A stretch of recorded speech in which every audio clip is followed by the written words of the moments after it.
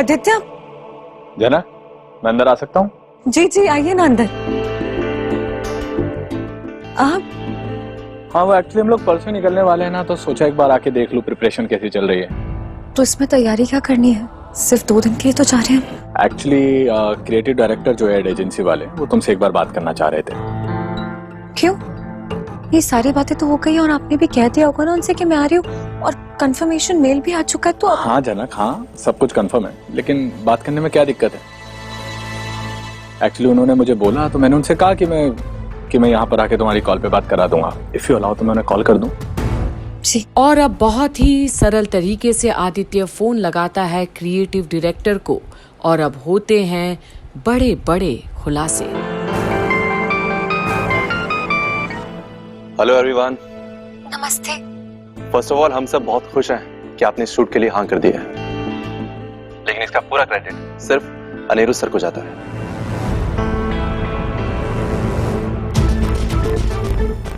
उनको बीच में लाने की क्या जरूरत है? हम फ्रेश फेस के लिए रिकमेंडेशन लेने गए थे उनके पास। उन्होंने हमें बताया कि आपने ज्यादा काम नहीं किया है, एक शूट किया है शायद कोलकाता में, और इसलिए हमें भी आपको एज ए फ्रेश फेस ही कंसीडर करना चाहिए। और हमें भी याद आ गया कि इतने बिजी स्केड्यूल और प्लानिंग की वजह से हमने आपका नाम तो मिस कर दिया। और अब झनक सुनती है सारी बातें।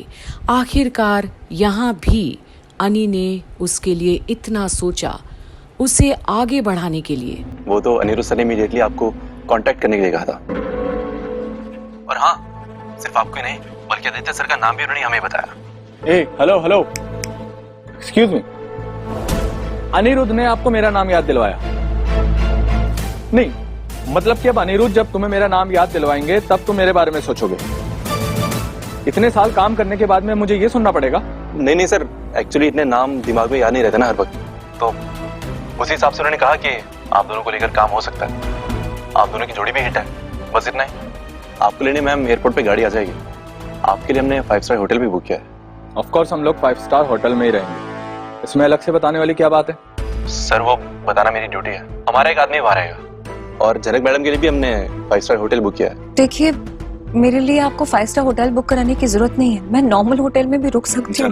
जनक, ये सब बोलने का कोई फायदा नहीं है। हम लोग आर्टिस्ट हैं, एक ही शूट कर रहे हैं, एक ही होटल में रहेंगे। Don't worry. प्लीज आप माइंड मत कीजिएगा, आपको सारी इंफॉर्मेशन देना मेरी ड्यूटी है। तो चलिए फिर परसों मिलते हैं। और अब तो आदित्य को देखकर और भी परेशान है झनक। ये सब तो अनी ने किया है, तभी तो ये शूट होने जा रहा है। और आई होप आपको पता होगा अनिरुद्ध सर कल या परसों में अब्रॉड शिफ्ट हो रहा है। और अब एकाएक झनक एकदम से चौंक जाती है। ऐसे कैसे उसके सर जी उसे छोड़कर जा सकते हैं दूर? तो फिर जिएगी किसके सहारे झनक? क्या अब्रॉड शिफ्ट हो रहा है? आपको नहीं पता? आपकी उनसे बात नहीं हुई क्या? वो एक्चुअली अपनी वाइफ के साथ किसी नए देश जा रहे हैं ऑफिस प्रोजेक्ट के लिए। मैं जब प्रोग्राम के लिए उनसे बात करने गया था तो उन्होंने बताया था। अब वो यहाँ नहीं रहेंगे। देखिए, ये सच है कि आपका और मेरा इंट्रोडक्शन अनिरुद्ध बोस ने कराया था, लेकिन इसका ये मतलब नहीं है कि आप उनकी हर एक खबर मुझे दें।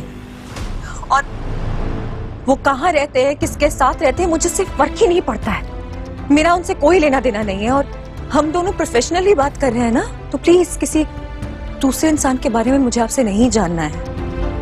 नहीं, मेरा वो मतलब नहीं है। एक्चुअली अनिरुद्ध सर ने मुझे आपसे इंट्रोड्यूस कराया था, और आप भी तो उस दिन उनका हाथ पकड़ के। ए हेलो, अगर ये उनका हाथ पकड़ के आई थी, इसका मतलब ये नहीं है ना कि वो हर काम में अपनी टांग घुसाएंगे। पर जो झनक कह रही है, क्या वो सिर्फ इसलिए क्योंकि वो अपने अंदर का दर्द नहीं झलकाना चाहती किसी के भी सामने, आदित्य के सामने भी नहीं? ये अपने फैसले खुद ले सकती है, और इसकी कोई जरूरत नहीं है कि अपने हर काम के बारे में आपके अनिरुद्ध सर जी को बताएं। नहीं सर, मेरा वो मतलब नहीं है। जनक मैम, पहले तो आप दोनों के बीच सब कुछ ठीक था ना? आपका रिश्ता।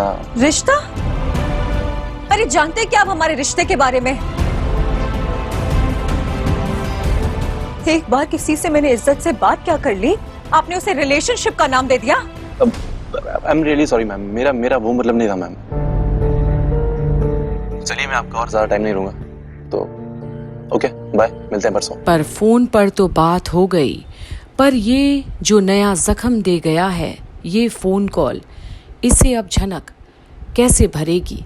अनी का उसे दूर जाना क्यों? बाप रे बाप, आज तुम बड़े खराब मूड में दिख रही हो। क्यों?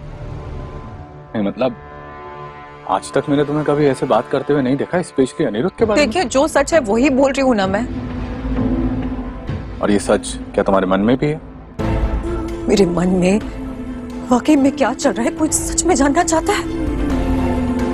हाँ जनक, मैं जानना चाहता हूँ कि तुम्हारे मन में क्या चल रहा है। और अब आदित्य उस तार को छेड़ा है झनक के मन का, जो शायद उसे नहीं छेड़ना चाहिए था। पर कुछ देर के लिए झनक बस आदित्य को देखते ही रह जाती है। क्या वाकई में आदित्य उसे समझ पाएगा? ये एड शूट करवा रहा था अनी और श्रेय ले रहा था आदित्य अपने इन्फ्लुएंस का। फर्क तो है, बहुत फर्क। और अब झनक देखती है आदित्य को। क्या वाकई में आदित्य आज झनक की मन की गहराइयों को समझ सकेगा? देखते रहिए कंप्लीट बॉलीवुड पर सारी अपडेट्स झनक की, जो हम आप तक लेकर आ रहे हैं यहीं कंप्लीट बॉलीवुड पर।